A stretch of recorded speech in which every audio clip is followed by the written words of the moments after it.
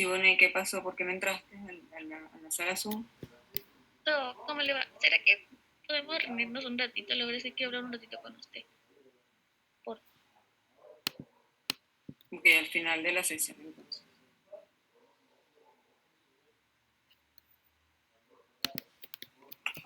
es que necesitaba pedirle algo, Doc.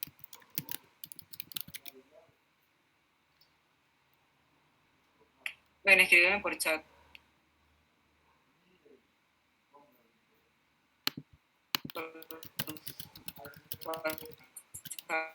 Ya. Muy bien. Okay. En esta, un paciente está siendo estudiado y se le realiza test de nivel que resulta positivo, luego el test del débil también positivo y luego el ACTH. El nivel de ACTH fue bajo, ¿no? Entonces en este caso, acuérdense que es cuando se sospecha que es un proceso suprarrenal. No, ahí en ese caso no necesitamos realizar las otras pruebas porque son, si bien es cierto que sirven para descartar causa, cuando ya tenemos la ACTH baja, ¿verdad? Ya empezamos con el diagnóstico sindrómico, luego el confirmatorio con el nivel débil y luego hacemos ACTH. Si ya ACTH no sale bajo, ya sospechamos un caso suprarrenal, entonces ahí lo más indicado es la TAC suprarrenal para verificar que esté ahí la lesión. Okay, en esta ya contestaron bien todo. Esto también, esto también. ¿Y cuál de las siguientes no es causa de hipercalcemia? Posterior total, es la respuesta correcta. Y en esta última, caso de un paciente con parestesia y miembros inferiores sin mucho positivo, o sea que tiene hipercalcemia, que además cursa con PTH alta. ¿Cuál de las siguientes es muy poco probable que sea la causa?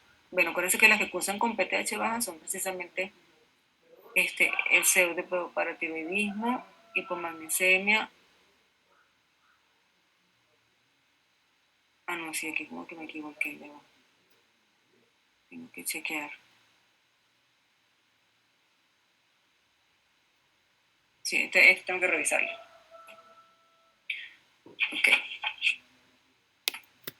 Bueno, entonces vamos a buscar a presentar, perdón, el seminario y yo les voy haciendo entonces las observaciones pertinentes.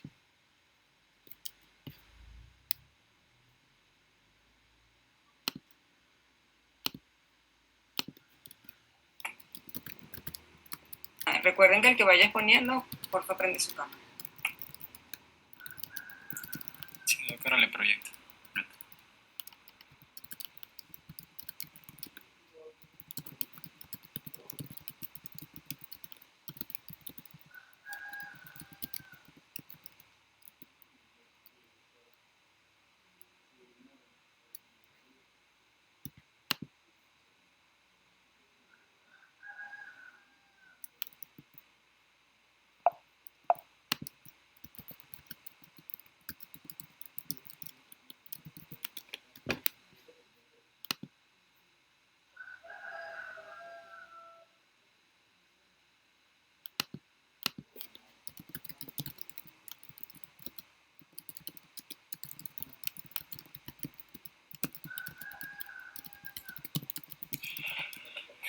Bien, buenas tardes compañeros. A continuación vamos a exponer el tema correspondiente a obesidad y también a alteraciones de los lípidos.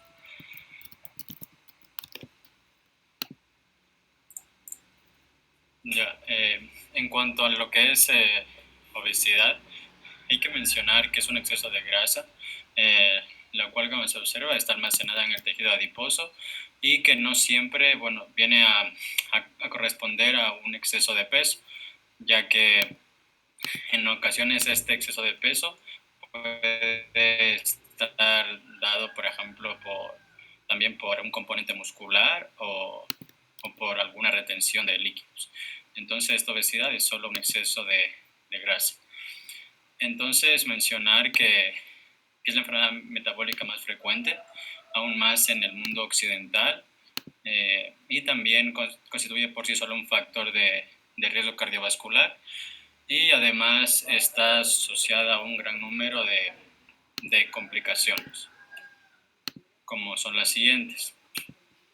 Encontramos alteraciones, por ejemplo, en el metabolismo, por ejemplo, en un hiperinsulinismo con resistencia a la insulina, también diabetes mellitus tipo 2, hipertensión arterial, casos de dislipemia, con el correspondiente aumento de los triglicéridos, disminución del HDL, y en cuanto al LDL, este puede ser en muchos casos normal, pero en general sí tiene este componente aterogénico, e incluso hay personas donde de forma común se asocia un LDL alto.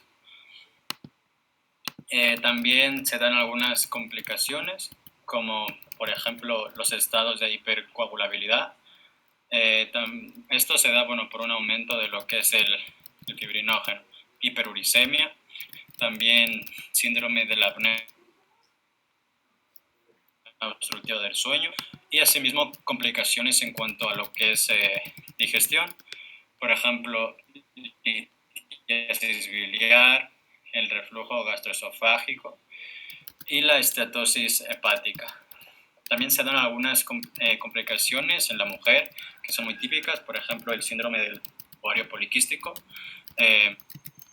y también alteraciones a nivel cardiorrespiratorio, como por ejemplo se mencionaba la insuficiencia cardíaca. Además también se dan a nivel musculoesquelético o mecánico, lo que es artrosis. Sin embargo, esto es una complicación que es también buena en sí, ya que esto, digamos, nos va a proteger de la osteoporosis.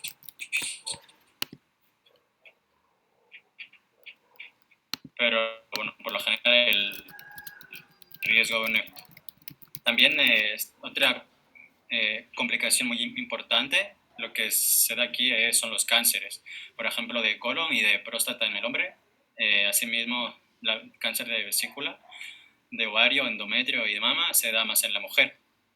Y también se dan otras alteraciones a nivel de tipo psiquiátrico, por ejemplo, una ansiedad por la comida, alteraciones en torno a la alimentación que causen esta obesidad.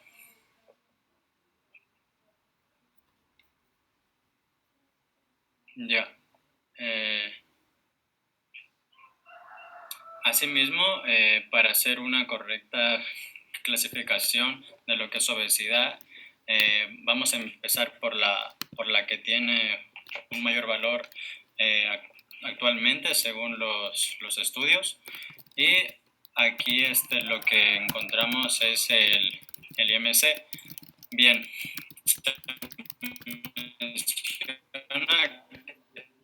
también es conocido como el índice de Quetelet, clasifica el exceso de peso, la obesidad, son en 6 grados. Vemos que en cuanto al primero, es el normal, que está entre un IMC de entre 18.5 a 24.9. Después encontramos el sobrepeso, que hay guías que solo lo mantienen como un único sobrepeso, o en ocasiones se puede hacer una diferencia entre sobrepeso grado 1 y grado 2. El 1 estaría entre 25 hasta 26.9 y el tipo 2 o grado 2 entre 27 a 29.9. Pero en general lo que es el sobrepeso está entre 25 hasta 29.9 del IMC. Después encontramos a la obesidad, que tiene 3 tipos. La de tipo 1 está entre un IMC entre 30 a 34.9, la de tipo 2 entre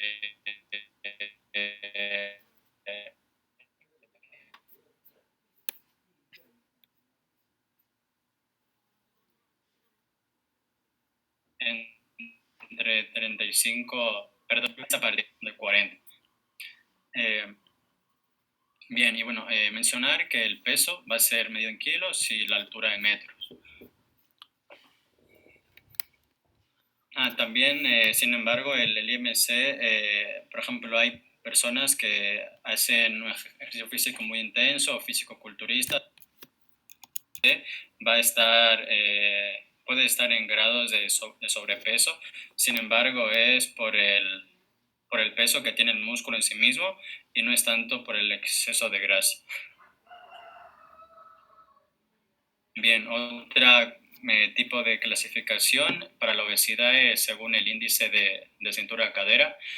Aquí encontramos dos tipos de lo que es obesidad, la tipo androide y la tipo ginoide. En cuanto a la androide, mencionar que es cuando es igual o más de uno en hombres, si es igual o más de 0.9 en mujeres.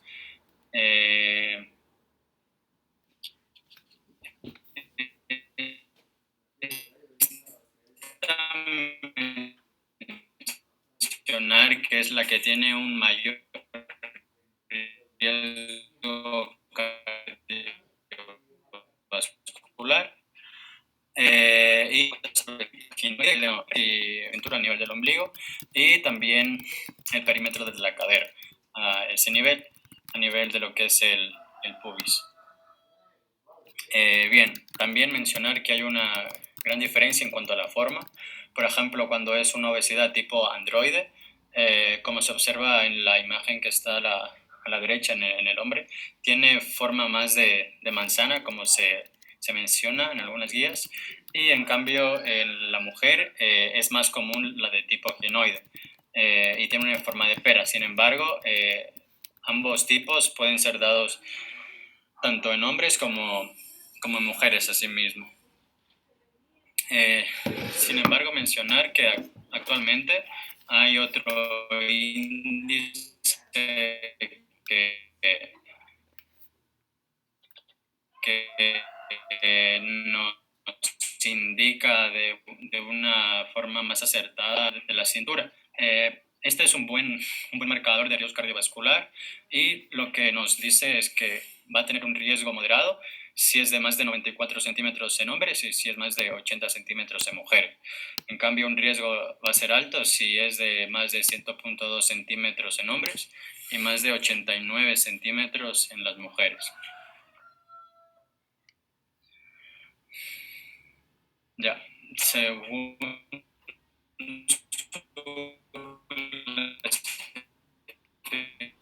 clasificación etiológica, secundaria o terciaria, principalmente. En cuanto a la primaria, se da en el 25% de los casos.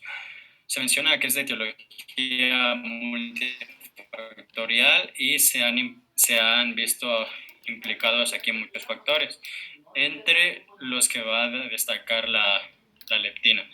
Bueno, y también se puede estar dada por alteración de la microbiota. Esto tiene que ver, bueno, con el tema de que el paciente cuando coma esté saciado, ¿no? Y en cuanto a la clasificación de tipo secundaria, la que más es común es asociada al síndrome de Cushing. También puede estar dada por el síndrome de Prader-Willi, el síndrome de Lawrence-Bardet-Biedl y el síndrome de ovario poliquístico, ya que, bueno, las grandes recomendaciones de los médicos actualmente para mujeres que tienen, bueno, un exceso de peso, un sobrepeso y también cursan con cuadro de ovario poliquístico, la primera recomendación es que bajen de peso, ya que eso también es un factor que las predispone a que tengan estos ovarios poliquísticos. Asimismo, también se dan, o sea, en relación a otras enfermedades, por ejemplo, como el hipotiroidismo, casos de insulinoma, síndromes hipotalámicos también, puede ser a causa de algún tumor, traumatismo o lesión. Respecto a los factores genéticos, mencionar que esto también tiene un carácter de tipo hereditario, entre un 40 a un 70%. Ya. ¿Cómo es el tratamiento? Bien, existen tres grandes pilares básicos para que tenga el paciente un éxito a largo plazo. Principalmente es dieta, ejercicio físico y la correcta modificación de la conducta. Sobre todo esta última, ya que por más que el médico le dé recomendaciones al paciente, sin una correcta conducta del paciente, no van a haber resultados a largo plazo.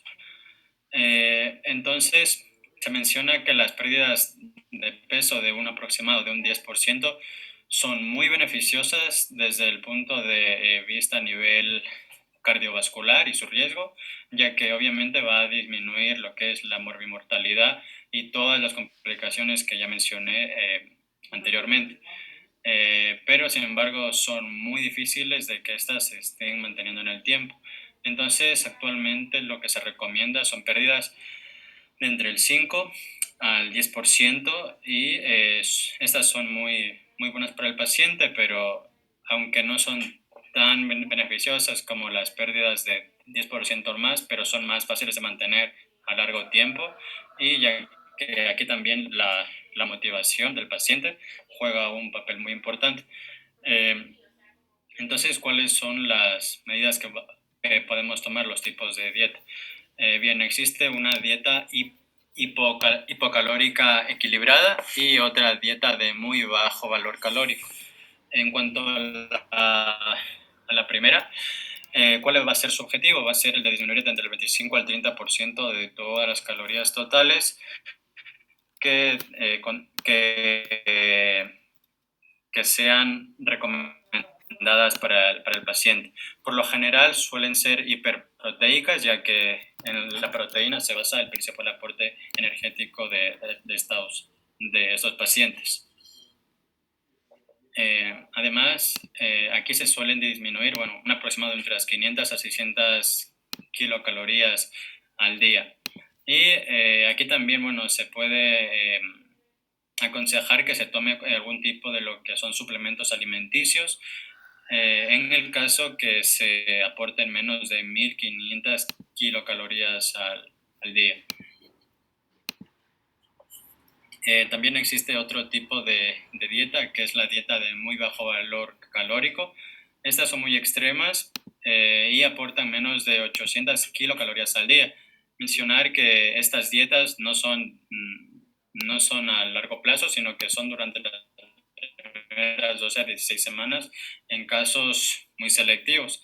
Y el gran beneficio de lo que es estas dietas es que tienden a producir una mayor pérdida inicial de peso que la dieta que estuve mencionando anteriormente. Sin embargo, también hay un estudio muy reciente que nos menciona que la pérdida de peso a largo plazo no es que sea muy significativa entre ambas, con lo cual queda a criterio del médico elegir la mejor.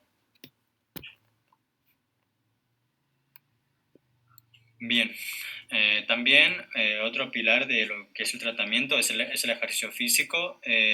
Mencionar que se va a recomendar lo que es la realización de ejercicio aeróbico que esté adaptado a la edad y también a la forma física que tenga el paciente. Entonces, mencionar que este es indispensable.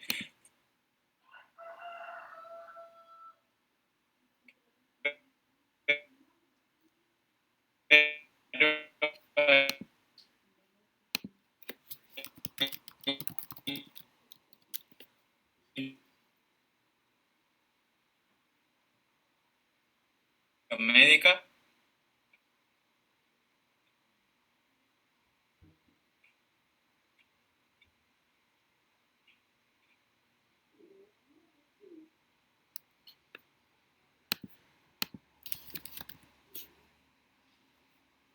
para ver cuál.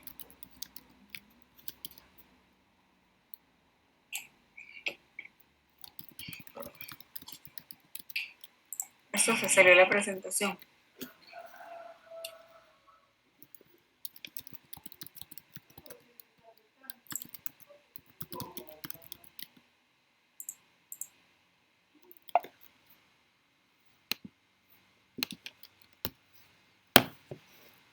Disculpen que corte se me quedó.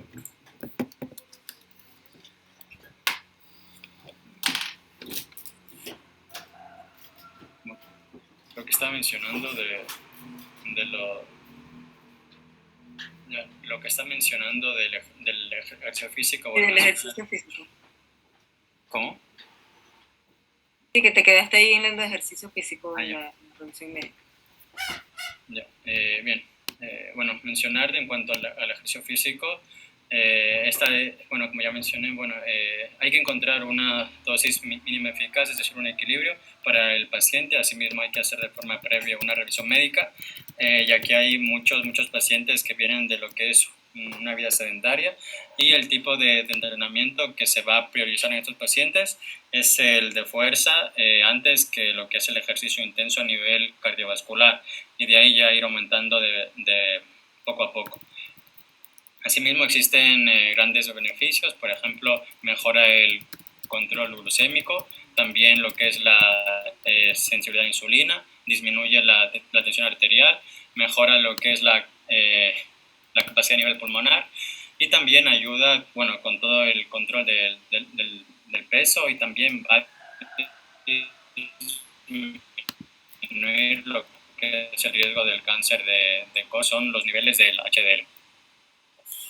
Bien, en cuanto a los fármacos, ¿qué vamos a mencionar de los fármacos? Es que principalmente son como apoyo, y también que están indicados en todos aquellos pacientes que tengan obesidad y que tengan un IMC mayor a 30 o que tengan un sobrepeso grado 2. Es decir, que el IMC está entre 27 a 29.9. También está aún más indicado si asimismo se le van a asociar algunas comorbilidades a nivel cardiovascular. Y también tiene una indicación de más relevancia, es que para todos aquellos pacientes que no hayan conseguido los objetivos de peso que se les puso en un inicio, tras de entre 3 a 6 meses de dieta y ejercicio.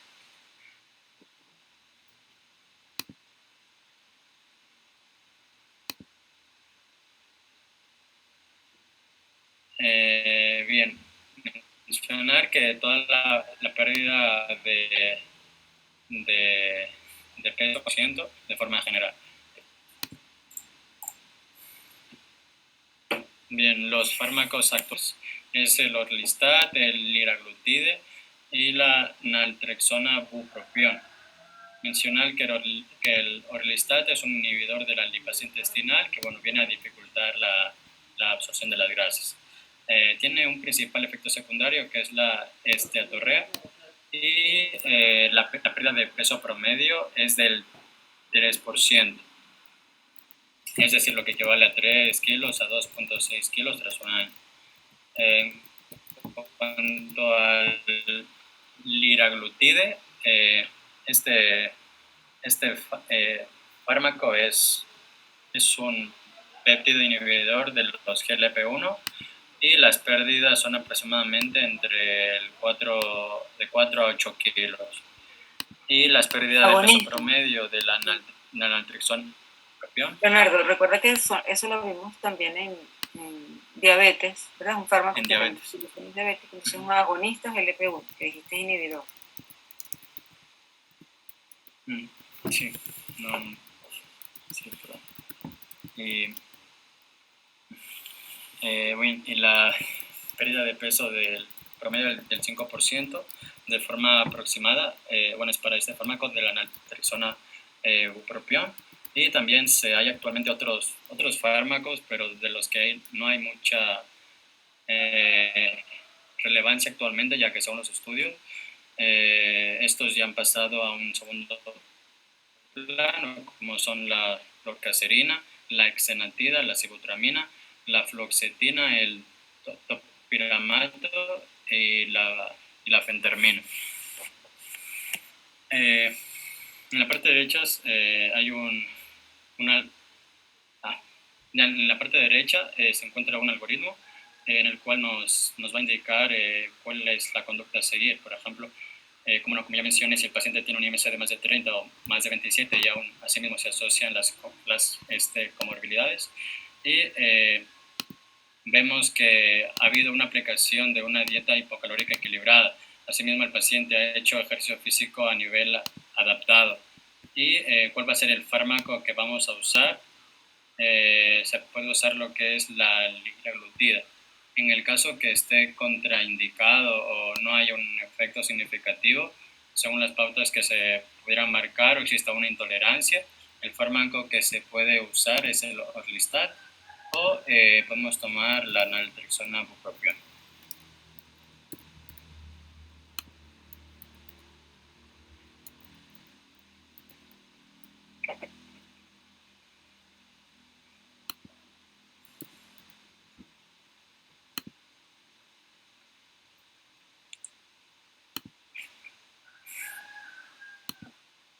Entonces, para recordarles algo antes de que empiece con el tratamiento quirúrgico. Bueno, recuerden que este tema es tan importante, por ejemplo, como diabetes y como tiroides, en el sentido de la frecuencia con la que ustedes se van a encontrar con este tipo de pacientes, y aunque el enfoque puede ser siempre bastante multi especialista, ¿verdad? Pues siempre, incluso desde el médico general también se puede abordar, ¿no?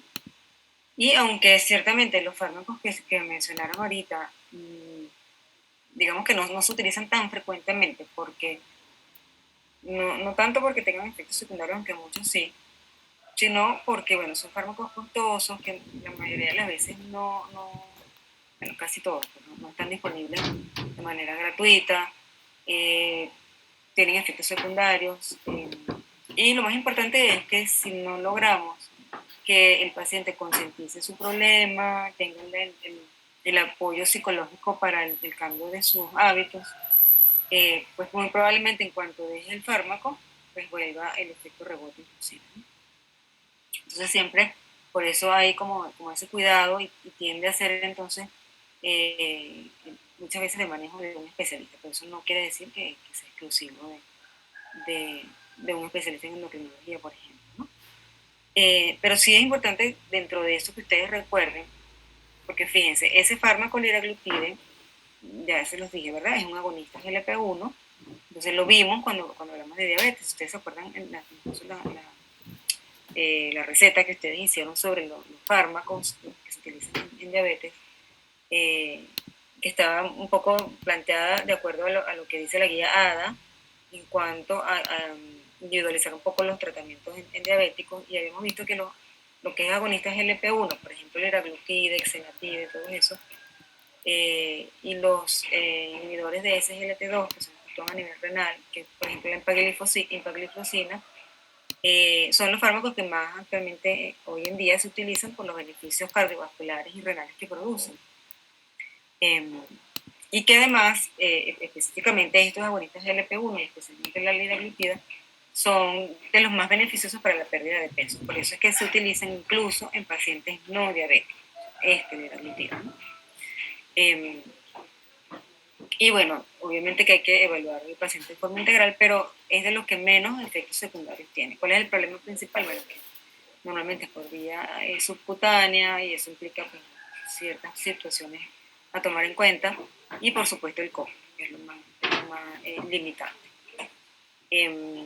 Los otros, que son, por ejemplo, el Orlistat, el problema que tiene parte de la estetorrea, que suele ser temporal, el efecto real sobre los pacientes obesos, sobre todo, es muy limitado, ¿no? Porque igual, si se toman la pastilla, pero no hacen los cambios de hábitos, no les hace nada. Y la pérdida de peso es pequeña, no quiere decir que no se produzca, hay pacientes que sí responden muy bien, pero la mayoría tienden a volver a recuperar el peso. Y los otros que son, por ejemplo, estos, el topiramato, fertenina, la naltrexona bupropión, acuérdense que el bupropión, no sé si lo recuerdan, todos esos son fármacos que actúan a nivel central, o sea, a nivel cerebral, ¿no? En alguna parte de las vías implicadas en la obesidad, o en la ansiedad que implica la obesidad. Entonces también tienen más efectos secundarios, No quiere decir que no se utilicen, si hay casos donde están indicados y bueno, con un seguimiento adecuado pueden ser bien beneficiosos, pero igual hay que tener esa conciencia de que si no se trabaja simultáneamente la parte psicológica, muy probablemente tenga un efecto rebote. Y hay que considerar eso es decir, del efecto a nivel central, a nivel cerebral, que muchas veces también los efectos secundarios limitan un poco que el paciente mantenga la adherencia. Acuérdense que, por ejemplo, el bupropion es un fármaco que ayuda un poco en los casos de adicciones. No sé si recuerdan que lo vimos en séptimo ciclo. ¿Quién se acuerda?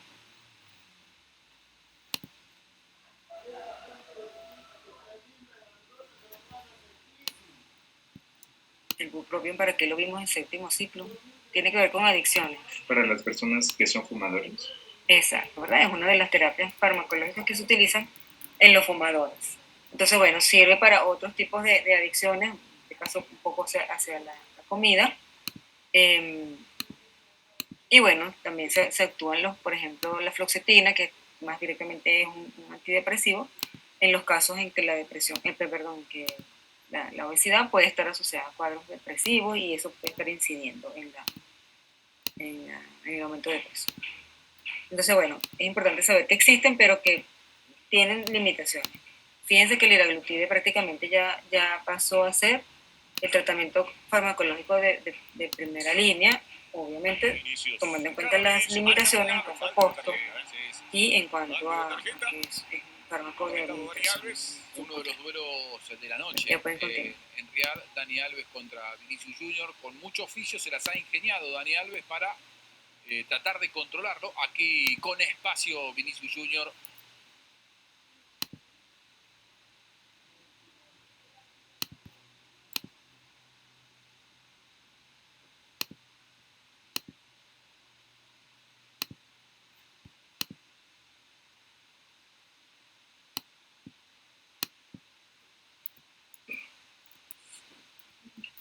Okay,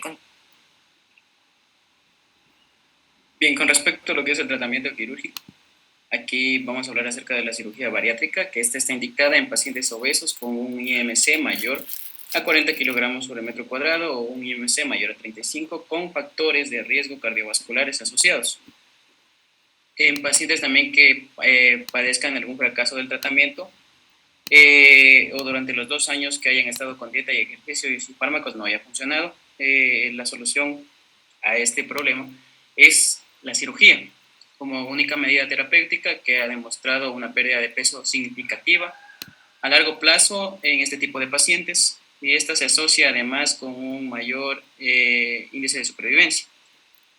Muy bien, una vez que se... Adrián, disculpa.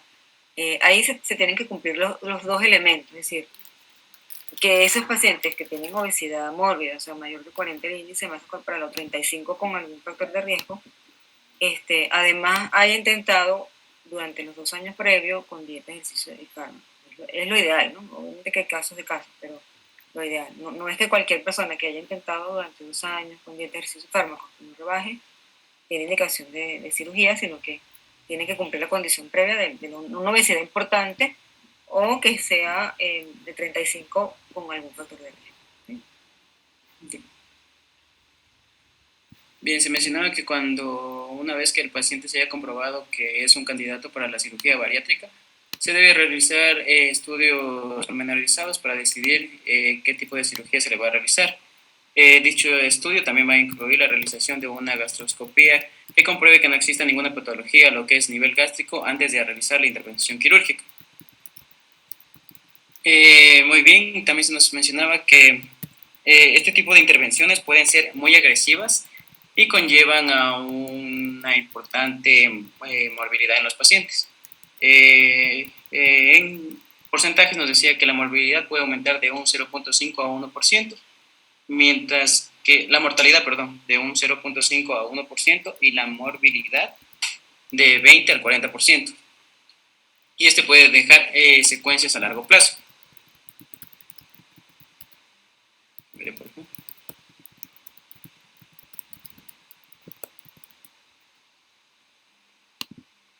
Bien. Bien, en cuanto a las técnicas quirúrgicas, se mencionaba que existen técnicas quirúrgicas restrictivas. Bien, esta se basa en conseguir que el estómago se vuelva un poco más pequeño de lo habitual para provocar lo que es una saciedad precoz en los pacientes. El principal efecto adverso de este tipo de técnica es que el paciente puede sufrir de varios vómitos. Esto sería en el caso que el paciente, digamos, ingiera más alimento de lo que la restricción le permite.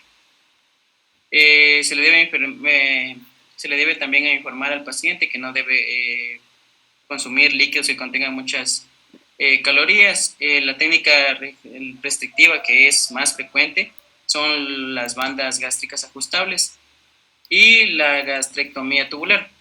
La banda gástrica es, como se puede observar ahí en la foto, esta banda se coloca alrededor del estómago y se infla gracias a un puerto subcutáneo que va a permitir una restricción de forma gradual de lo que es el contenido del estómago. Es para disminuir lo que es el tamaño del estómago y así llegar a la saciedad. Mientras que la gastrectomía tubular es una técnica de moda en los últimos años que consiste en convertir el estómago en un tubo con una capacidad muy disminuida, lo que va a permitir que el alimento no se almacene y el paciente sienta saciedad más precozmente. Bien, también tenemos lo que son las técnicas de malabsorbitivas. Estas se basan en disminuir la cantidad del intestino por el cual pasa la comida. En esta técnica la clásica es la denominada el bypass yeyuno-ileal. Estas cirugías son bastante efectivas, pero pueden conllevar a lo que son muchas secuencias metabólicas, por lo que se mencionaba que casi están en desuso. También tenemos lo que son técnicas mixtas, que son una de las más utilizadas actualmente. Estas comprometen tanto a lo que es un componente restrictivo como un componente malabsorbitivo. La técnica principal es el bypass gastroyeyunal, que se basa en la creación de un reservorio gástrico de unos 30 a 50 centímetros cúbicos, que aporta un componente restrictivo, y una Y de Rose, que añade el poder malabsorbitivo, que esta técnica mixta va a ayudar bastante en la disminución de la absorción de los alimentos, así también con la saciedad en los pacientes.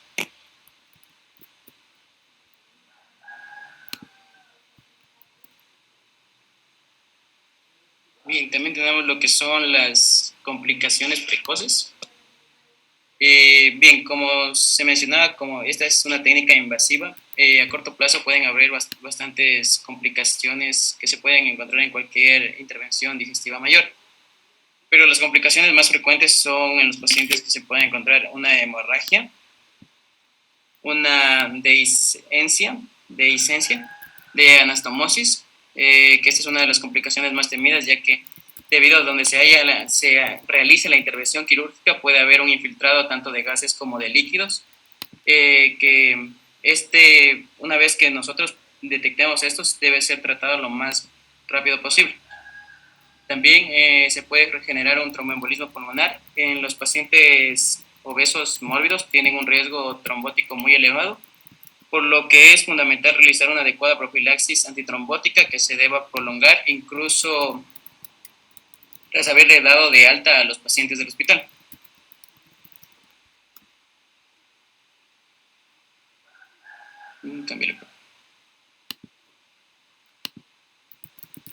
Bien, tenemos lo que son las complicaciones a largo plazo. Bien, aquí la primera de ellas es la malnutrición. Esta va a aparecer en todos los pacientes, ya sea en menor o mayor grado. Todo paciente intervenido con una cirugía bariátrica debe considerarse un enfermo crónico y se le debe realizar un seguimiento por su endocrinólogo. Esto va a tener que ser de por vida. También la malnutrición se puede manifestar aquí como un déficit de oligoelementos como pueden ser el hierro, el calcio, el zinc, anemia, hipoproteinemia, entre otros. Ya. El tipo de malnutrición que pueda presentar cada paciente va a depender también de la intervención quirúrgica que se le haya realizado. y este tiene que ser observado por un especialista que le siga el caso al paciente. También tenemos lo que son las colelitiasis.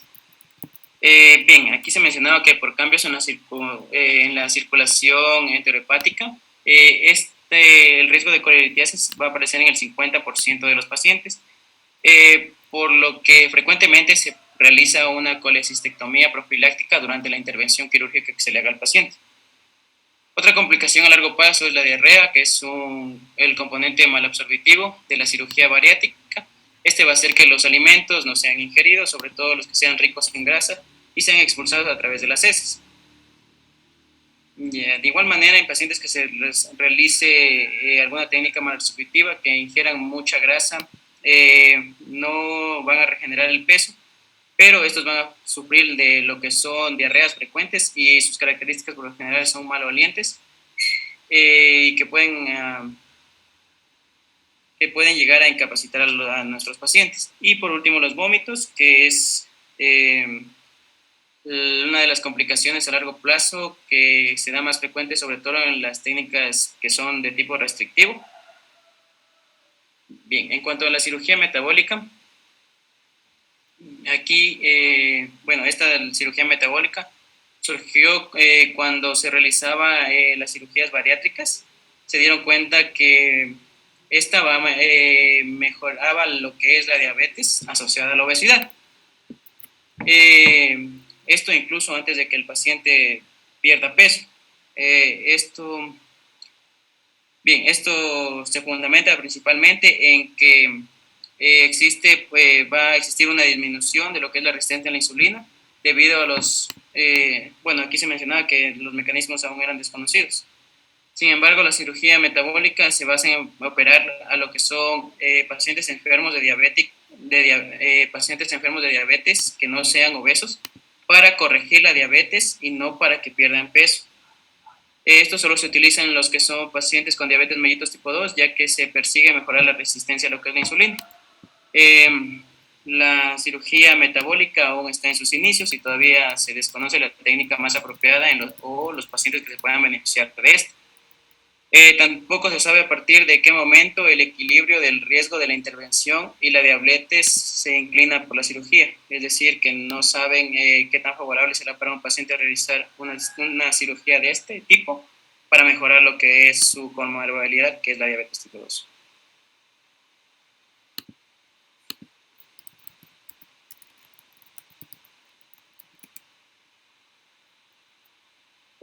Bueno, continuando con lo que son los trastornos del metabolismo lipídico, tenemos lo que es las hiperlipoproteinemias. Pásale, por favor. Ya. Estas se definen en sí como el exceso de las concentraciones plasmáticas que se van a encontrar en el colesterol total del paciente. Van a ser van a tener un valor mayor o igual a 200 miligramos sobre decilitro. También se va a observar lo que es una alta cantidad de triglicéridos, o también la presencia de ambas se puede observar. Respecto pues a la determinación analítica de estos triglicéridos, es bastante importante que se respete lo que es un periodo de ayunas de al menos 12 horas. Sin embargo, también se tiene que saber que lo que es el colesterol no se va a afectar en caso de que no se respete el horario de ayunas. Sin embargo, en caso de que una muestra no se encuentre tomada en ayunas y el valor de los triglicéridos sea mayor de 200, se tiene que repartir lo que son en ayunas, se tiene que repetir en ayunas, que los niveles de triglicéridos van a influir en el cálculo del colesterol del LDL principalmente. Lo que respecta pues biológica, lo que es las hiperlipoproteinemias, a dividir en lo que es hiperlipoproteinemias primarias y secundarias. Lo que son las primarias van a clasificarse en familiar combinada, en hipercolesterolemia familiar y hipercolesterolemia poligénica principalmente. Y en lo que respecta a las secundarias, se van a subdividir en lo que es hipercolesterolemias, hipertrigliceridemias y hiperlipemias de carácter mixtas.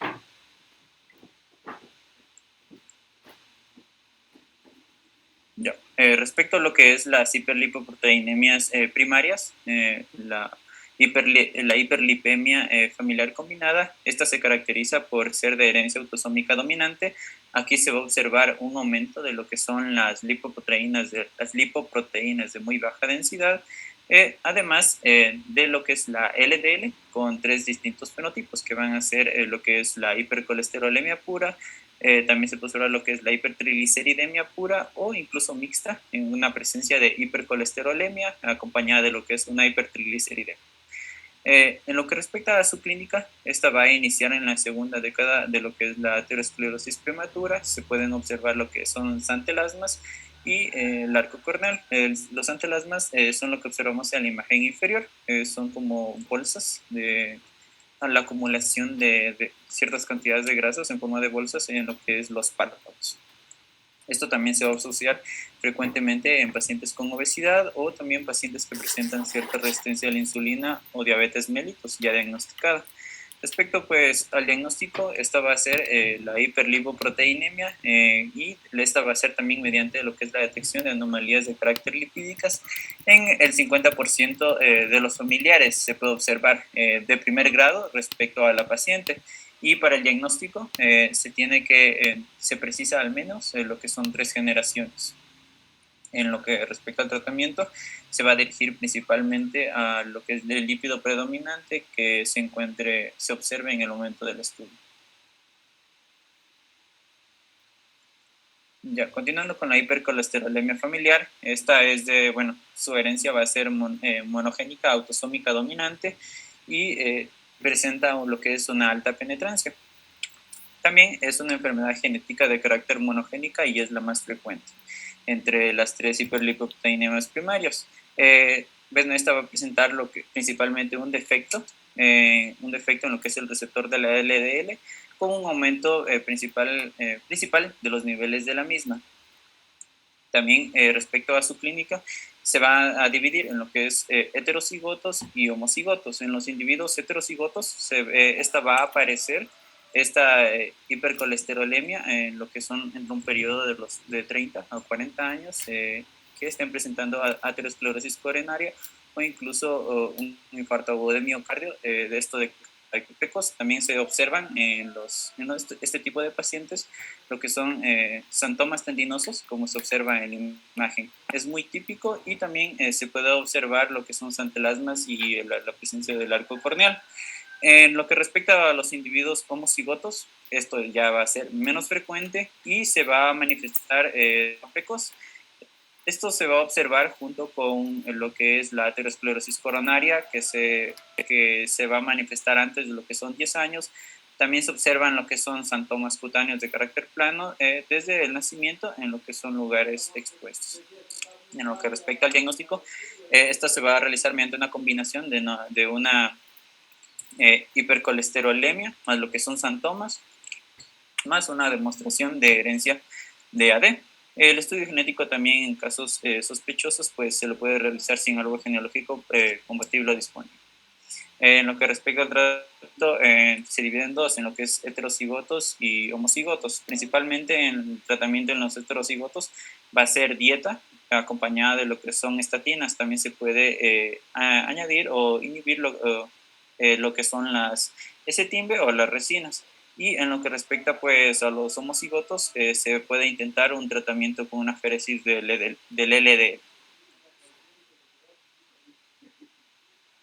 Respecto a lo que es la hipercolesterolemia poligénica, su herencia va a ser de carácter poligénica, como su nombre lo dice, con defecto desconocido. Esta va a ser una hiperlipemia de carácter primaria, también va a ser bastante frecuente.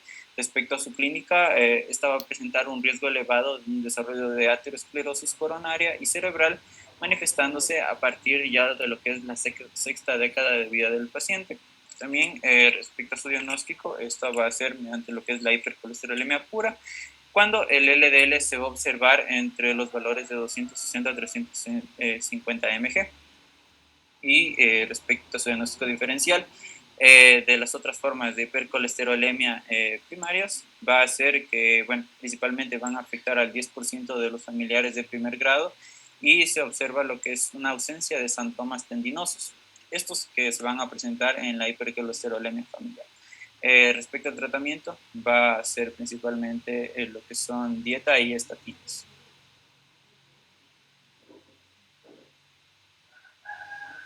Ya, aquí tenemos un cuadro en el que se observa lo que son las hiperlipidemias primarias de carácter más frecuente.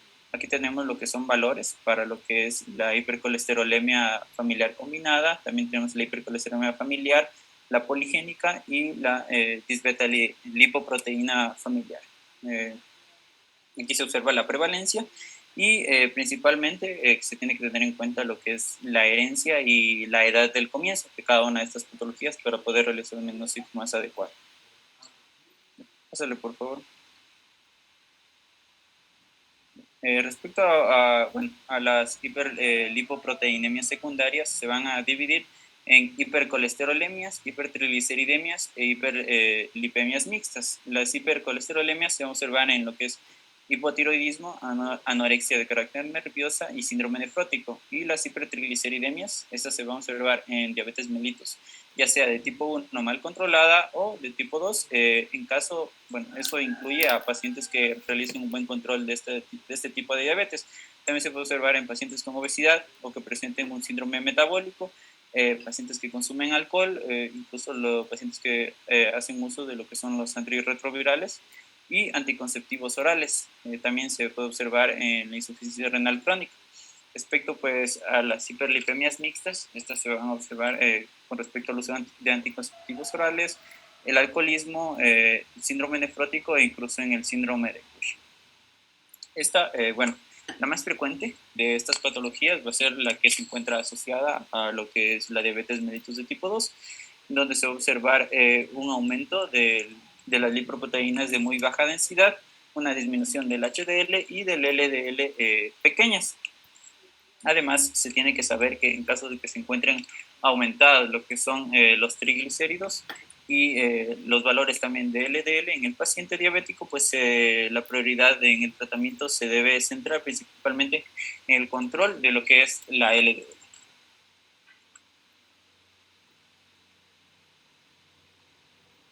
En lo que respecta a la estratificación del riesgo vascular, se tiene que conocer, el médico tiene que conocer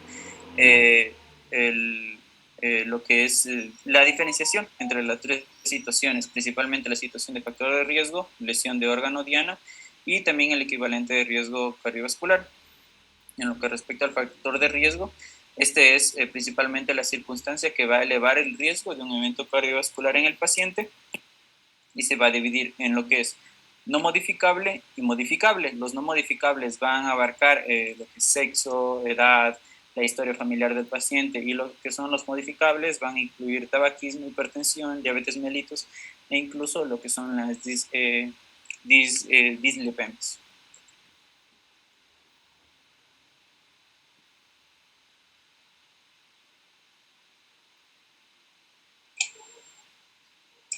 En cuanto a la lesión del órgano diana en la certificación del riesgo cardiovascular, se mencionaba que en sí no constituía una patología en sí misma, pero iba a revelar lo que es un daño visceral, en sí provocado por la exposición a los factores de riesgo.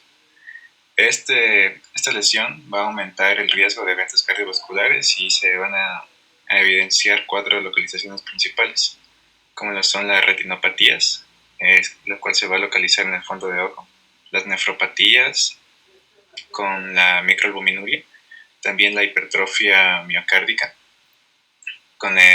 esto se lo va a identificar con el ecocardiograma, y el daño endotelial, el cual se podía evaluar con el grosor de la túnica íntima media en la carótida y también con el índice tobillo-brazo.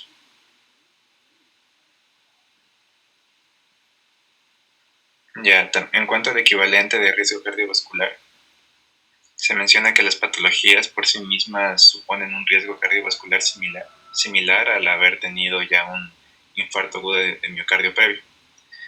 En sí, aquí se mencionaba un infarto agudo de miocardio previo, o revascularización coronaria previa o muerte súbita recuperada. También un ictus o un accidente isquémico transitorio, aterotrombóticos o estenosis carotidia sintomática.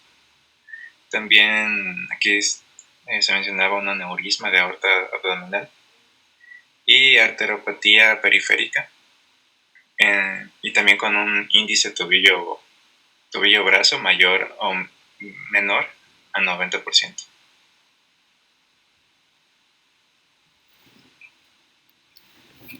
Ya. Aquí, en cuanto al control de riesgo cardiovascular, se menciona que debe ser multifactorial, es decir, que debe ser fundamental dejar de fumar, también es importante alcanzar el peso ideal y reducir el perímetro de la cintura. También es importante mantener el ejercicio físico y el control, realizar los controles adecuados de la tensión arterial y de la diabetes mellitus y las dislipidemias, en el caso de tener antecedentes, todavía enfocarse más en esto. Ya dentro de las dislipidemias, se menciona que el principal factor de riesgo cardiovascular en sí es el colesterol LDL. Para ello, para realizar su debido control, aquí se mencionaban dos filosofías o, como se puede decir, estrategias que se pueden aplicar.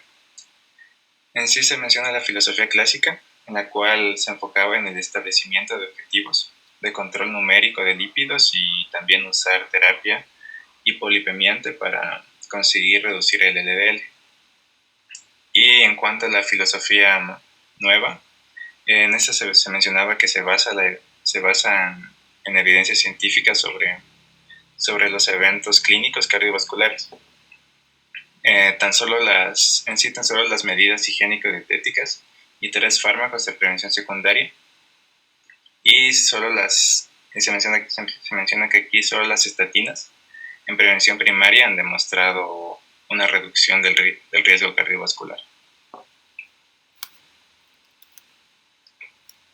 Ya en cuanto al tratamiento, hay algunos aspectos que se deben tomar en cuenta, como lo son, inicialmente, lo cual serían las modificaciones higiénico-dietéticas. En sí, estas son las primeras medidas que se van a tomar y esas se deben mantener, aunque ya posteriormente se haya iniciado con el tratamiento farmacológico, pero esas deben continuar. En sí, en algunas medidas que cabe mencionar es importante que la grasa sea menor a 35% de la dieta, y también el colesterol menor a 300 mg día en prevención y 200 mg día en tratamiento.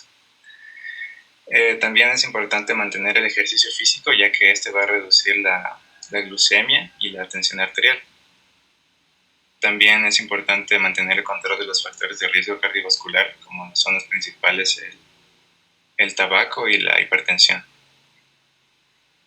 También aquí es importante eliminar las causas secundarias, como lo pueden ser mal control de la diabetes mellitus, también hipotiroidismo, el consumo de alcohol y la obesidad.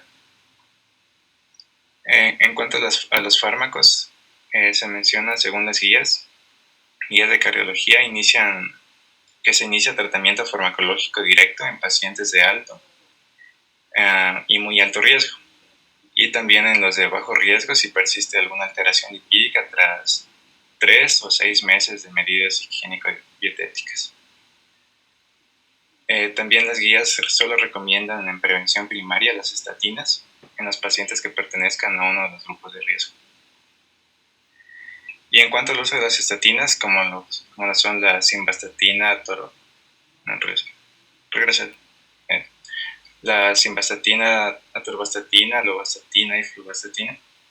Bueno, aquí se menciona que estas van a tener un efecto en la disminución del LDL, con ligero aumento de HDL y también la disminución de los triglicéridos.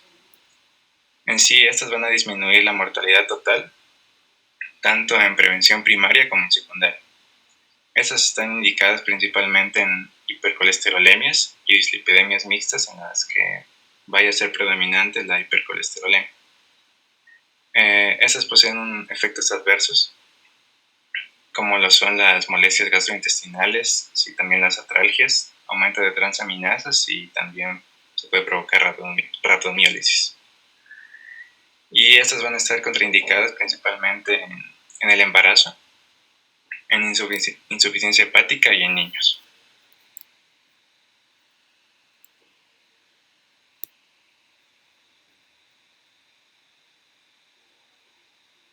Ya, otro de los fármacos utilizados era la ezetimibe.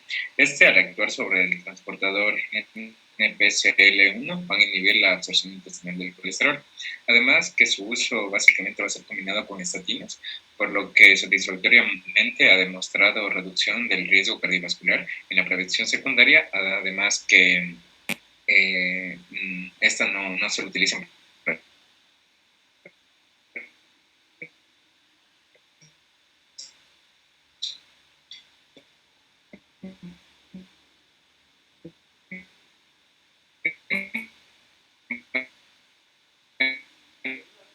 receptor del LDL.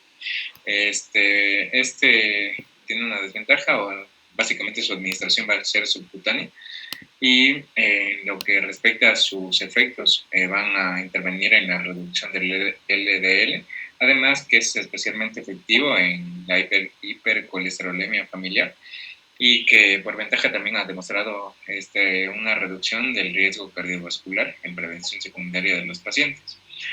Como la guía es de España, nos menciona que está indicado en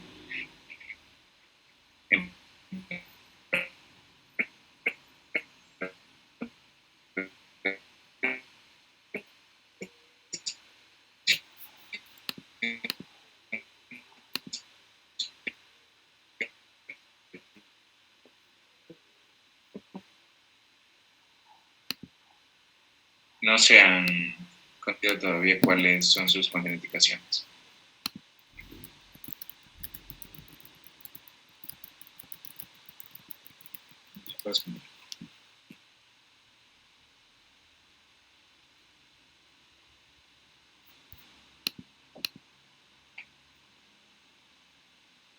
Ya.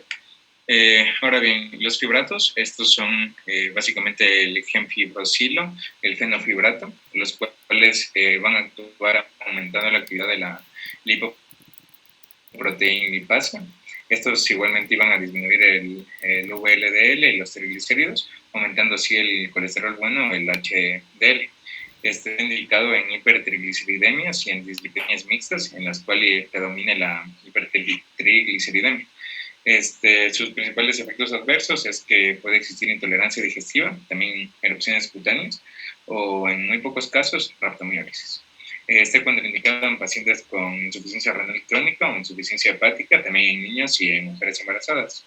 Las resinas, como el colestipol o la colestiramina, estos igual disminuyen la absorción del colesterol por bloqueo de la circulación enteropática del colesterol y de los ácidos biliares. Sus efectos básicamente van a buscar disminuir el LDL, pero pueden aumentar los triglicéridos.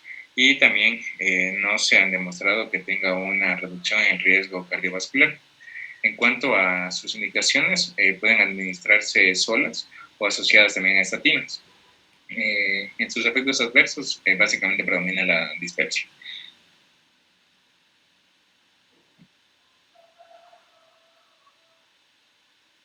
Ahora bien, el siguiente fármaco es el ácido nicotínico.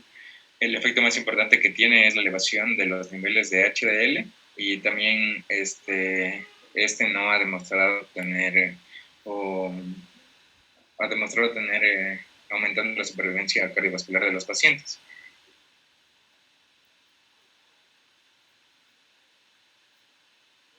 Pues,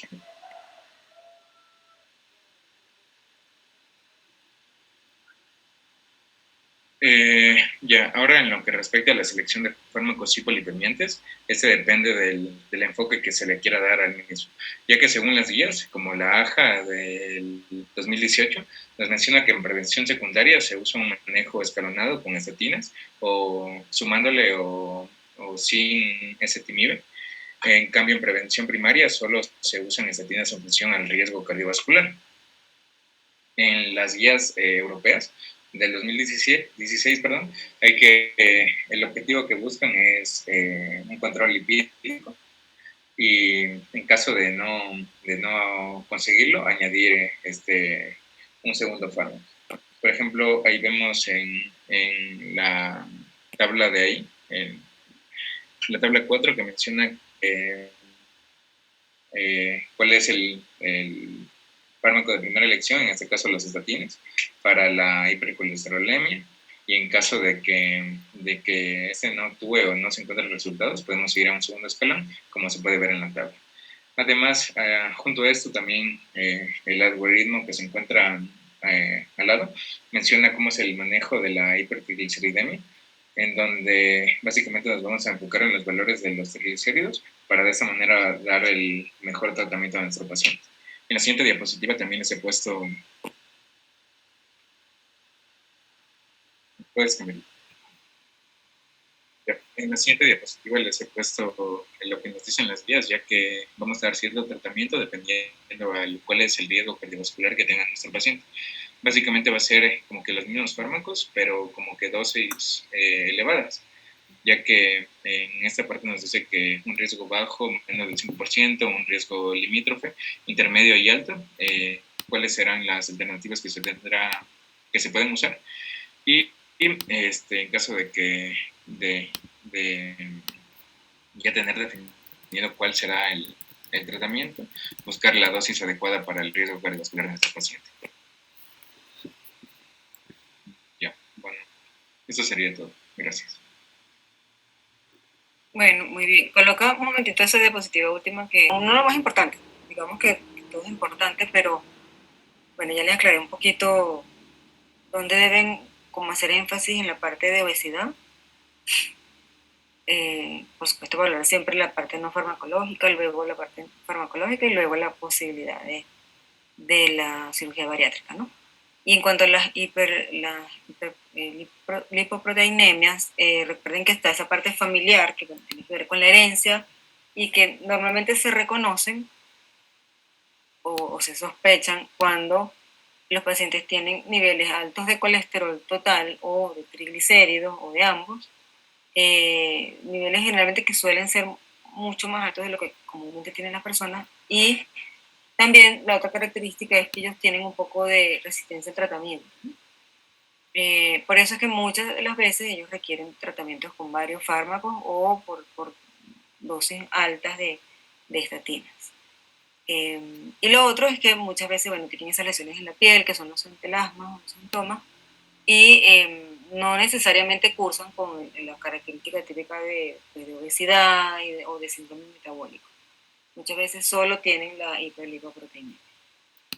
Bueno, y con algunas características un poco diferenciales de cada una de ellas, que ya hay un poco más de la parte de aprendizaje memorístico, de cómo diferenciarlas. Pero en el manejo general, o sea, de cualquier paciente que les llegue a ustedes a la consulta como médicos generales, ¿verdad? Que va a ser muy común tanto la diabetes, como vimos, como el hipotiroidismo, como estos trastornos de dislipidemia. Entonces, como ustedes ven, como son patologías frecuentes, se van actualizando con relativamente alta frecuencia las guías para su manejo, ¿no? Y, bueno, por ejemplo, recientemente vi un artículo que salió sobre que ya se inventó, pues, o se creó, o se diseñó, o se produjo un inhibidor de la PCSK9 por vía oral, ¿no? Que era una de las limitaciones de este fármaco, porque eran anticuerpos monoclonales que se utilizan por vía subcutánea y que son bastante costosos. Bueno, entonces, como bien lo explicaron los chicos, el enfoque de esta patología va a depender también, como en otras, de las organizaciones o instituciones que hacen estas pautas, ¿no? Y entonces la corriente europea a veces es un poco diferente a la corriente americana, ¿no? Entonces, la corriente europea, no sé si tienen más arriba el cuadrito que está ahí en el AMIR del score, que es con cómo ellos manejan, un poquito más arriba creo que estaba, un poquito antes de los fármacos. antes de cada fármaco por separado. No la pusieron. No está, bueno, no importa, yo ahorita se las comparto por el otro. Ajá, porque es un poco para que vean esa diferencia. No lo pusieron más adelante, pero no importa. Está aquí un poquito sintetizado en estos dos cuadritos, ¿verdad? Las guías es 2016.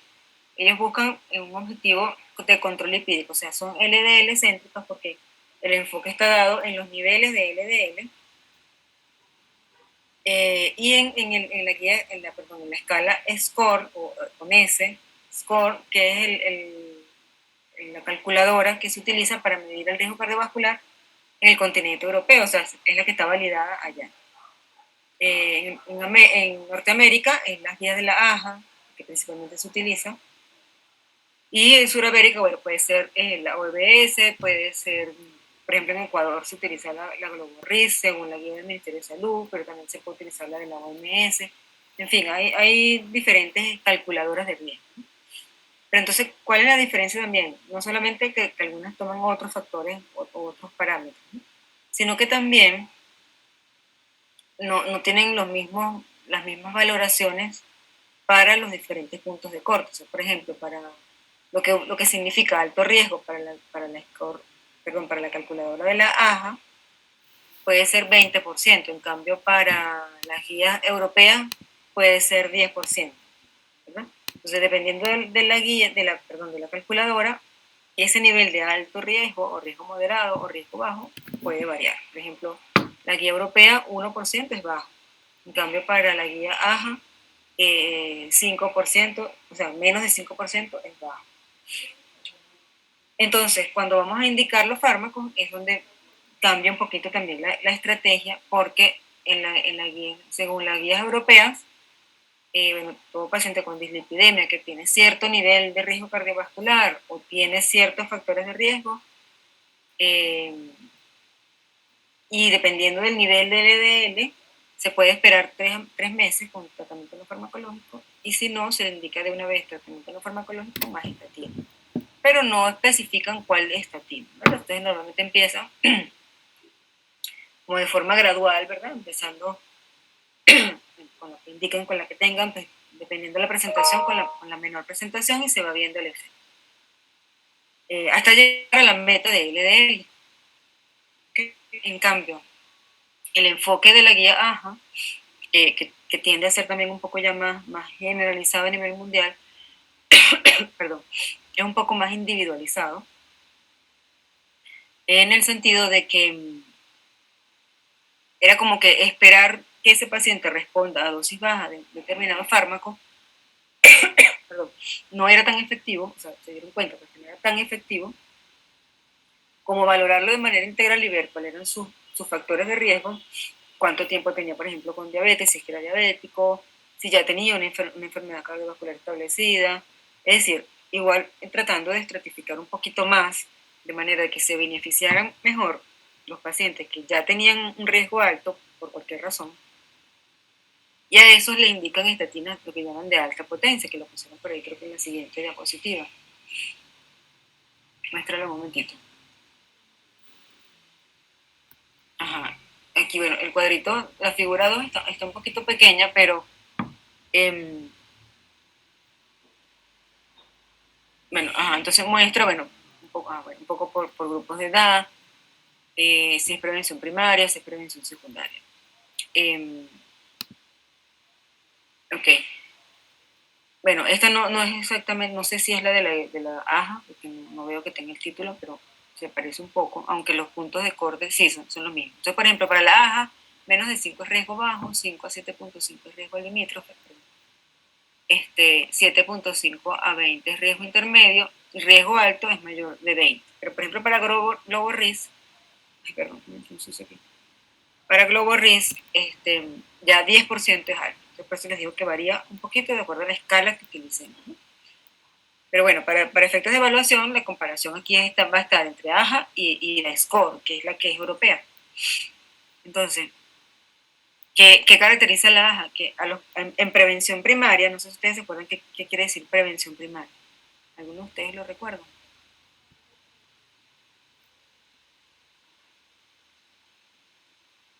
¿Qué es prevención primaria y qué es prevención secundaria?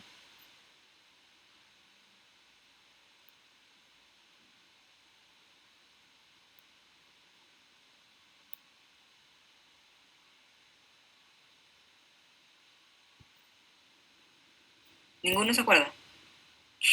En el caso de la primaria, Doc, creo que era cuando se trata de prevenir la aparición de enfermedades, y la secundaria más a detectar. ¿La secundaria qué, perdón? La secundaria está más encaminada a detectar las enfermedades de la manera más temprana posible. Bueno, la primaria le dijiste bien. La secundaria es a prevenir las complicaciones. Por ejemplo, si nosotros tenemos un paciente que tiene, yo qué sé, hipertensión, quizás tiene un poquito de estenosis en alguna de las arterias que se haya visto por alguna de las pruebas, o diabético inclusive, bueno, ese es un paciente que nosotros sabemos que tiene daño vascular, ¿verdad? Puede ser leve o severo, pero no ha tenido una enfermedad cardiovascular establecida, ¿verdad? Sí, ese término se los he mencionado varias veces. No sé si alguno de ustedes también recuerda cuando hablamos de eso, enfermedad cardiovascular establecida, ¿a qué patologías nos estamos refiriendo específicamente? No sé si alguno lo recuerda.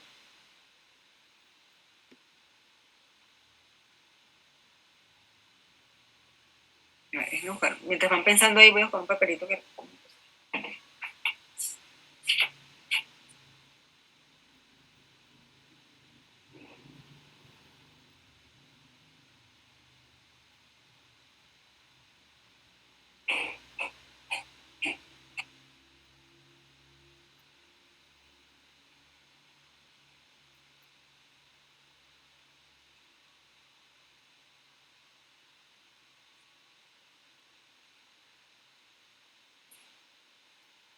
¿Alguno recuerda? Cuando yo digo, tengo una enfermedad cardiovascular establecida, ¿qué cosas puedo haber sufrido? Podría ser un ictus, un infarto o a nivel distal, alguna ocasión. Exacto, perfecto. Entonces normalmente son digamos, los 3 sitios diana, que es el cerebro, entonces un ictus, corazón, un infarto o cardiopatía isquémica, pues, en cualquiera de sus manifestaciones, y a nivel periférico, ¿verdad? Que haya tenido una obstrucción importante. Entonces, hay algunas definiciones extras, como por ejemplo si la estenosis es mayor de 50, bueno, pero para términos globales, ¿no? Entonces, ya la persona hizo un infarto, hizo un ACV, o sea, un ictus, o ya tuvo una obstrucción periférica arterial, ya esa persona no se necesita que se mida su riesgo cardiovascular porque ya lo tiene alto, ¿verdad? Porque ya hizo la enfermedad. Entonces, en ellos se consideran prevención secundaria y de riesgo alto. Entonces, en ellos, normalmente la indicación de la estatina debe ser de alta intensidad. ¿Okay? En cambio, los otros, o sea, los que no han tenido el evento, pero tienen algún factor de riesgo, o su nivel de riesgo está por lo menos en intermedio o incluso riesgo alto, bueno, puede variar un poco la indicación de la estatina, ¿no?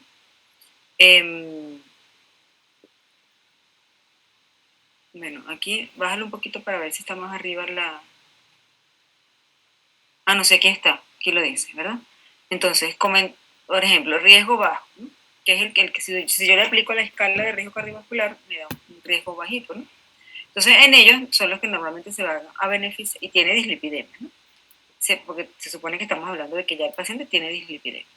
Entonces, todos estos pacientes con riesgo bajo, cardiovascular bajo, van a beneficiarse principalmente de medidas no farmacológicas, ¿no?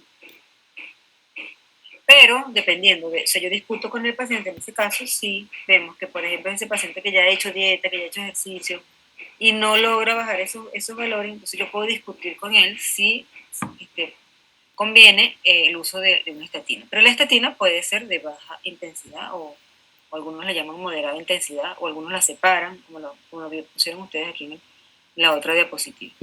Cuando ya tiene entonces un riesgo limítrofe, entonces si hay factores de riesgo, ¿verdad?, que aumenten ese riesgo, comentar también con el paciente el uso de estatinas de uso, o sea, de intensidad moderada. Si ya está en riesgo intermedio, entonces se debe iniciar el uso de una estatina también de intensidad moderada. Cuando ya el riesgo es alto, mayor de 20, entonces aquí es mejor iniciar una estatina con alta intensidad. ¿Okay? Bueno, hacen otras observaciones. Entonces vamos a ver qué es eso de moderada intensidad, baja intensidad o alta intensidad. Pase un momentico no sé si era la anterior o en el otro pedacito de esta misma diapositiva. De este ladito, entonces ellos pusieron aquí muy bien el tratamiento con estatinas de intensidad alta, moderada y baja. ¿No? Algunos autores mezclan las de baja con moderada, ¿no? Porque más o menos, dependiendo del fármaco que estemos utilizando, pues, puede que solamente haya moderado. Entonces, por ejemplo, los que más se utilizan para este tipo de tratamiento son la atorvastatina y la rosuvastatina, porque ellos son los que se ha visto que sí producen el beneficio en altas dosis, el beneficio de la prevención, tanto en prevención secundaria, o sea, el paciente que ya tuvo un infarto y necesita evitar que se le produzca un nuevo infarto, ¿verdad? Por ejemplo. Entonces, en ellos la indicación es una estatina de alta intensidad. ¿Qué quiere decir eso? Que yo le puedo poner atorvastatina, ¿verdad?, de 40 miligramos, y bueno, lo chequeo cada cierto tiempo, cada 3, 6 meses, y si mejora, bueno, lo mantengo con esa dosis. Si mejora quiere decir que llega a un LDL que normalmente, bueno, eso muchas veces está cambiando, pero está alrededor de los 70 miligramos por decilitro en pacientes con estos riesgos altos. Y, o si no mejora, le puedo subir hasta 80 miligramos, ¿verdad?, de atorvastatina. En cambio, si fuese un paciente, por ejemplo, de los que dijimos que se les puede indicar de intensidad moderada, entonces le voy a indicar atorvastatina, empiezo con 10 y lo máximo que le puedo poner es hasta 20. ¿Verdad? En el caso de que le pueda indicar rosuvastatina, porque lo que pasa es que la atorvastatina, por ejemplo, aquí en Ecuador sí está en el cuadro nacional de medicamentos, ¿no?, pero la rosuvastatina no. Entonces, bueno, dependiendo de qué tipo de paciente es, si le voy a indicar según un sitio público, una institución pública, pues le puedo poner atorvastatina de 40 si tiene un riesgo alto o ya tiene una enfermedad cardiovascular establecida. Y si no, le puedo poner la misma atorvastatina pero a dosis baja, ¿no?, o rosuvastatina de 5 miligramos hasta 10 miligramos. Si es riesgo alto, rosuvastatina de 20 o de 40. Pero, por ejemplo, hay casos donde puedo utilizar otras, ¿verdad? Por ejemplo, la misma simvastatina, que se puede utilizar hasta intensidad moderada, entre 20 y 40 miligramos al día. Y de intensidad baja, la misma simvastatina es cuando la indicamos a dosis de 10 miligramos al día.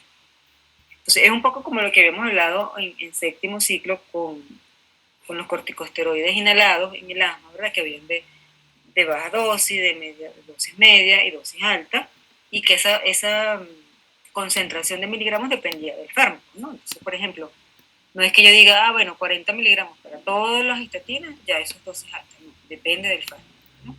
Yo, por ejemplo, rosuvastatina, puedo tener presentaciones de 5, de 10, de 20 y de 40. Entonces, ya para rosuvastatina, 20 miligramos es una dosis de alta intensidad. ¿Ok? Ajá. Y lo otro es que, bueno, permítanme compartir entonces a mí un momentito para mostrarles lo que está o sea, los cuadritos que están en la versión 2019 de la MIR, que quizás ahí se entiende un poquito mejor lo que les estoy explicando, porque ciertamente sí a veces confunde un poquito. Entonces, este es el cuadrito o la tabla que habla sobre la estrategia europea, que es basado en la escala SCORE, y fíjense que, por ejemplo, para esta escala, menos de 1% es bajo, 1 a 5 es riesgo moderado. Si ustedes se acuerdan, como vimos para la AJA, esos puntos de corte varían un poco. ¿Okay? Alto riesgo ya es entre 5 y 10, y muy alto riesgo es mayor de 10. Y ellos entonces, depende de estos factores de riesgo, ¿verdad?, aquí lo ponen en la parte de abajo. Sí, por ejemplo, los que tienen dos asteriscos, ¿verdad?, que están aquí, ¿verdad?, en esta partecita, cambios de estilo de vida. Entonces, ¿qué quiere decir? Que si tras 3 a 6 meses de cambios en el estilo de vida no hay control del LDL, valorar inicio de fármaco. En cambio, estos que ya tienen niveles de colesterol alto, o sea, o muy alto, o riesgo un poco más alto, entonces se les inicia directamente el tratamiento, o sea, las dos cosas, pues, el no farmacológico y el farmacológico. Pues, ¿cómo se hace? Bueno, por ejemplo, un paciente que tenga riesgo bajo, menos de 1%, pero que tenga un valor de LDL mayor a 190, como el LDL ya está muy alto por sí solo, ya significa un factor de riesgo, aunque su escala de riesgo cardiovascular esté baja quizás por la edad o quizás porque no tiene sobrepeso, ¿verdad? Suelen ser estos pacientes con hipercolesterolemia familiar muchas veces, etc. ¿no? Entonces en ellos las estrategias no farmacológicas probablemente no le van a ayudar en la reducción de este riesgo, de estos niveles, perdón, de LDL. Entonces se benefician más de las dos cosas, o sea, la parte no farmacológica y la farmacológica. Y la meta es llegar a un LDL menor a 115 miligramos por decilitro. En cambio, en la medida que va aumentando el riesgo, entonces yo puedo indicar el tratamiento farmacológico con valores menores de LDL. Es decir, yo le hago la escala, por ejemplo, SCORE, si estoy en Europa, y el paciente tiene 4 de riesgo cardiovascular. Acuérdense que las escalas de riesgo cardiovascular incluyen la edad, el sexo, el tabaquismo, la mayoría de ellas, ¿no? Si tienen el valor de la tensión sistólica, algunas incluyen el valor del colesterol, bueno, etcétera, ¿no? Pero esto sería solo si aunque tenga un riesgo bajo, el colesterol igual LDL está por encima de 115. Igual le pongo el tratamiento farmacológico. Ya en los de alto riesgo, bueno, como tienen ambas cosas, ¿verdad? Tienen valores elevados de LDL, pero tienen ya muchos otros factores de riesgo. Entonces ahí con 100 ya es indicativo de tratamiento farmacológico. Y el de muy alto riesgo, pues con más razón, ¿verdad? Si ya tiene más de 70, lo ideal entonces también es poner tratamiento farmacológico. Igual la meta iba a ser menos de 70 y en este menos de 100. Bueno, entonces aquí incluye, por ejemplo, otros factores de riesgo que que pueden acompañar o no a este nivel de riesgo cardiovascular. Por ejemplo, si el colesterol total está mayor de 310, entonces ya solamente eso es un factor de riesgo. Okay. En cambio, en la otra estrategia que es la de la AJA, que es esta, separa entonces los pacientes para prevención secundaria son los que ya tienen RCB, que es enfermedad cardiovascular establecida, que son los que dijimos, los que ya han tenido, por ejemplo, infartos o tienen ya ictus o arteriopatía obstructiva periférica. Entonces en ellos directamente se coloca una estatina de alta potencia, que ¿cuál será? Por ejemplo, a ver si me entendieron. Si yo les pongo una pregunta, por ejemplo, en un examen. Un paciente consulta por hipercolesterolemia y tuvo un infarto hace 2 años. Vamos a suponer que les digo esos 2 datos nada más, ¿no? ¿Cuál tratamiento sería el ideal? Vamos a suponer que les pongo varias opciones. Atorvastatina de 10 miligramos, atorvastatina de 40 miligramos, rosuvastatina de 5 y simvastatina de 40, supongamos. ¿Cuál sería la respuesta correcta?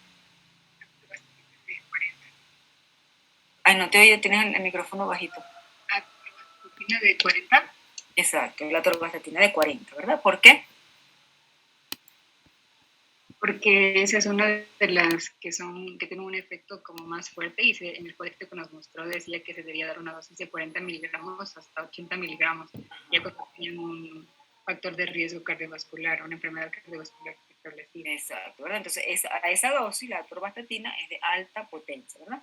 Igual si les pusiera las mismas otras opciones y les pongo atorvastatina de 80, también pudiera ser esa la respuesta, ¿no? O rosuvastatina de 40, por ejemplo, también pudiera ser esa la respuesta, ¿no?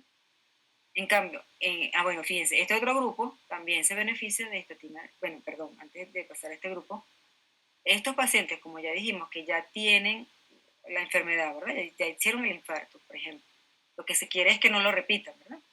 O no se mueran por otro infarto. Entonces, ellos se les empieza con la estatina de alta potencia y si no mejoran, o sea, ¿qué quiere decir mejorar? Bajar ahí sí los niveles de LDL, usualmente por debajo de 70, algunos ya hablan de menos de 50, bueno, eso como les digo va actualizándose un poco. se le puede sumar ezetimibe, ¿okay? Y ya viene la combinación de las dos drogas, o sea, la atorvastatina más ezetimibe, y en última instancia, si con esto tampoco mejora, se les añade el inhibidor de PCSK9, ¿verdad? Como sabemos, son fármacos poco usados, o sea, no tan comúnmente usados porque, como les dije, son muy costosos. Recién ahorita fue que salió la inversión por vía oral, entonces bueno, eso quizás aquí llegará dentro de un tiempo. Okay, en cambio, los de prevención primaria, es decir, los pacientes que no han hecho infarto, no han hecho ictus, no han hecho obstrucción arterial periférica, pero tienen alguna de las características que los pueden llevar a eso. Entonces, lo que queremos es prevenir que les dé el infarto, ¿no? Entonces, en ellos, por ejemplo, los que tienen más alto riesgo son los que tienen el valor, esto es según la AJA, ¿verdad? Mayor de 20, que era un riesgo alto. O los que tienen el LDL, solamente el LDL mayor de 190, o los que son diabéticos con la edad entre 40 y 75 y potenciadores de riesgo, que están aquí definidos abajo. Potenciadores de riesgo en diabetes, cuando tienen una diabetes de larga evolución, ¿verdad? De 10 años en diabetes tipo 2 o 20 en tipo 1, o que ya tienen nefropatía, retinopatía, neuropatía o índice tobillo brazo alterado menor de 0,9. Lo cual, bueno, suele ser muy común en los diabéticos tipo 2, ¿verdad? Que tengan alguna de esas ya complicaciones que ya vimos en la clase también. Entonces, ellos, como ya tienen riesgo alto, bueno, y por supuesto hipercolesterolemia familiar, ellos también se benefician de estatina de alta potencia. Entonces, igual, podemos empezar con atorvastatina o rosuvastatina en las dosis indicadas, o sea, en dosis altas, ¿no? Si la pregunta fuera, por ejemplo, al revés, les pongo un caso, supongamos, les digo, un paciente es diagnosticado con un hipercolesterolemia familiar, cualquiera de los tipos que están ahí descritos, y requiere tratamiento. ¿Cuál de las siguientes no sería la que más lo beneficiaría? O sea, la pregunta al revés, ¿verdad? Entonces, ¿cuál debería ser la respuesta, por ejemplo? Sí, para que ustedes mismos me digan qué opción, cuál sería la respuesta correcta ahí, cuál no le indicaría.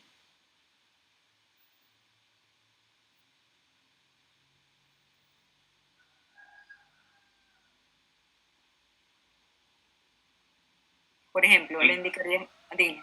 Tal vez la simvastatina. Exacto, ¿verdad? La simvastatina no le va a beneficiar a ninguna dosis, porque ninguna dosis llega a ser de alta potencia. ¿Okay? Entonces la respuesta correcta sería simvastatina a la dosis que le ponga, o sea, baja, alta, altísima, no le beneficia.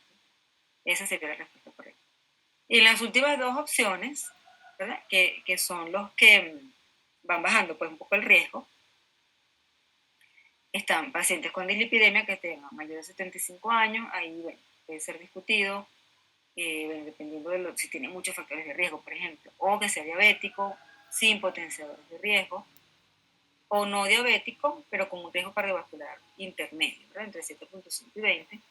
Entonces, en ellos se van a beneficiar de una estatina de media potencia, ¿verdad? Entonces, ahí sí pudiéramos poner la simvastatina en dosis un poco alta o la atorvastatina en dosis baja, ¿verdad? Entre 10 y 20, por ejemplo. ¿Sí? Fíjense que en este cuadrito no hablan de baja potencia, porque o sea, ese término de dividirlos ya en tres, alta, media y baja, es un poco más reciente. Y el último grupo, que es como con el que discutimos la posibilidad, porque este paciente, que es el que tiene bajo riesgo, porque fíjense, no es diabético, tiene entre 40 y 75 años, su riesgo cardiovascular está prácticamente normal, ¿verdad? Entre 5 es intermedio, pero intermedio es casi que normal. O es joven, pero tiene antecedentes familiares de pacientes con enfermedad cardiovascular prematura, o sea, ese paciente es joven, que va a la consulta porque su papá se murió de 45 años por un infarto, por ejemplo, ¿no? Y él está preocupado porque, bueno, no quiere tener eso y le salió el colesterol elevado. Entonces, en ello se puede conversar. O sea, no es necesario indicar directamente la estatina, sino ver qué posibilidades habría de que se beneficie primero el tratamiento no farmacológico y luego, si no se beneficia, pues, o sea, si no se mejora, sí indicar la estatina. O si es ese paciente que ya dice, mira, ya he intentado todas las dietas, todo el ejercicio, yo estoy inclusive en un gimnasio, y nada que me baje ese colesterol. Bueno, primero va a depender un poco del valor, ¿verdad? Porque si ese mismo paciente joven, ¿sí? Me llega con este resultado, ¿verdad? LDL mayor de 190, Entonces ya sale de aquí de este cuadrito y pasa a este directamente, ¿verdad? Entonces ahí sí, le ponemos estatina de alta potencia, pero si es un colesterol que está tan elevado y no se ha mejorado con unos 3 meses o 6 de ejercicio y dieta, bueno, probablemente sí se va a beneficiar más de la estatina y lo vamos chequeando y vigilando. Pero probablemente esa estatina no la va a necesitar de por vida, ¿verdad? A diferencia de este paciente, donde normalmente sí lo requiere de por vida, y muchos de estos también, ¿verdad? Porque ya su daño endotelial es importante muchas de las veces. Bueno, no sé, yo sé que es un poquito complejo, porque tiene como muchas subclasificaciones, pero espero que me hayan entendido. Si no, bueno, me pueden preguntar y les aclaro. ¿Sí se entendió más o menos? Bueno, igual les queda grabado para que lo puedan, si no, revisar con más calma y bueno, para la evaluación lo puedan, perdón, revisar un poquito mejor. ¿Ok? Bueno, con respecto a la pregunta, pero entonces, ¿sí me entendieron o necesitan que les aclare un poquito más? ¿No? ¿Sí? No, al final ya estuvo claro ya con un ejemplo. Ajá. Bueno. Con respecto a la pregunta, sí revisé, lo que pasa es que me enredé cuando la leí. Pensé que les había puesto para tu hormona disminuida. A ver si les muestro aquí también para que lo chequen. Ya va. ¿Qué se me hizo?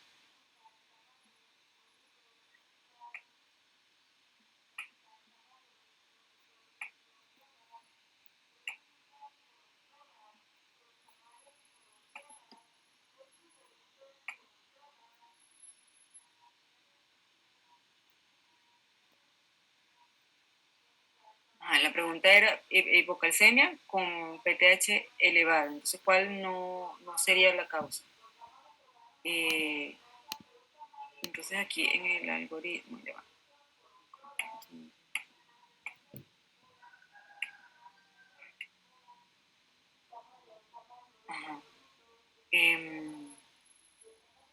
Entonces, PTH elevada incluye, o sea, hipocalcemia con PTH elevada incluye, creo que les puse pseudo hiperparatiroidismo, me parece que también les puse alcoholismo, y si no recuerdo la otra respuesta, opción era malabsorción intestinal. Entonces, todas esas cursan con la PTH aumentada. En cambio, la que no sería la causa sería la hipomagnesemia. Entonces, cuando la leí pensé que les había puesto PTH baja. Entonces, sí está bien se las redacté. Bueno, entonces para la próxima semana tenemos el otro seminario de alteraciones del aparato reproductor masculino. Seguían igual por el Harrison, pero solo los puntos que yo les coloqué allí. Traten de resumir inclusive eso que les puse del Harrison, porque sigue siendo un poco largo. Y bueno, es un tema, si bien es cierto que es de endocrino, pues es muy extenso y algunos de esos aspectos se ven también en neurología.